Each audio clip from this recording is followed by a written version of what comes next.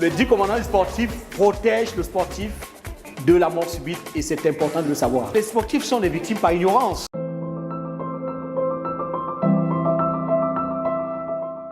L'hypertendu s'ignore, le diabétique s'ignore. Donc parmi vous 10 là, il y a un qui est diabétique. Et si vous ne connaissez aucun de qui est diabétique, sachez que c'est vous qui êtes diabétique. Sauf si vous avez fait un test de dépistage avant. Si vous n'avez pas fait un test de dépistage, c'est peut-être vous. Donc allez faire le test. C'est pour ça que la visite médicale permet effectivement de dépister ces facteurs de risque et savoir si vous êtes à risque ou pas et vous donner le bon conseil. C'est le premier commandement. Le deuxième commandement, c'est les signes d'alerte. Il faut connaître les signes d'alerte. Le troisième commandement du sportif, je l'ai mis dans l'activité physique. Lorsqu'on fait une activité physique, il faut que cette activité physique soit adaptée à vous. Ne cherchez pas à courir le 100 mètres comme votre voisin. Vous n'êtes pas là pour ça, sauf si vous êtes dans une activité physique de compétition. Donc ça doit être régulier, ça doit être adapté et ça doit être modéré. Et puis le quatrième commandement, c'est l'échauffement.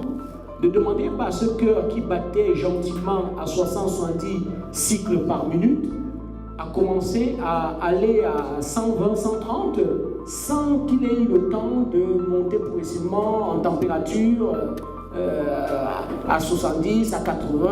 Non, il faut faire un échauffement au départ.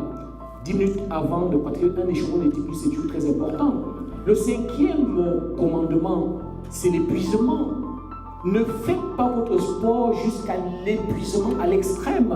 Et puis le sixième commandement, le tabagisme. Évitez de fumer 1 heure avant la pratique de sport, arrêtez de fumer.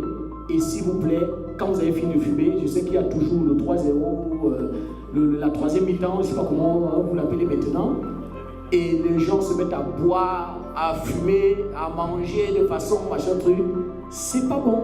Attendez pour fumer 2 heures pour les fumeurs. Le septième commandement, ça va être le dopage. Des gens qui prennent des boissons énergisantes pour se donner. Ils passent toute la nuit en boîte de nuit, il rentre chez lui à 6 heures du matin et à 9 heures, il va pratiquer son sport. Mais comme il est fatigué, il dit ah, il faut que je prenne une boisson énergisante, là ça va me doper. C'est des boissons qui sont très riches en caféine, très riches en caféine, ou bien il va se mettre à boire des tonnes de café pour être en forme. Très bien, mais vous êtes en train de prouver une défense de votre corps. Et puis le huitième commandement, vous avez des conditions dans lesquelles vous pratiquez votre sport.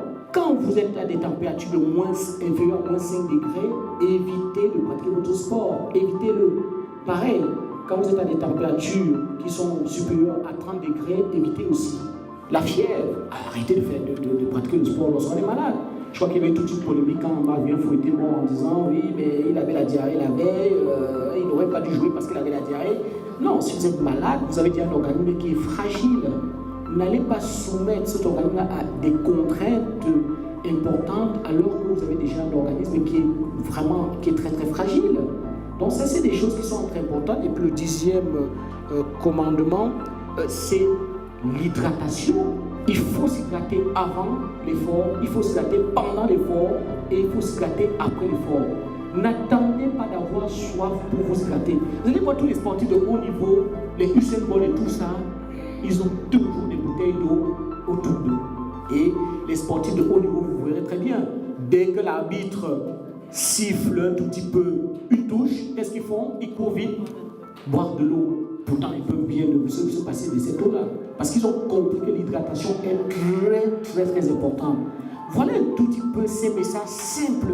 Et en respectant ces commandements, vous protégez d'un malaise du sportif et surtout d'une mort subite sportive.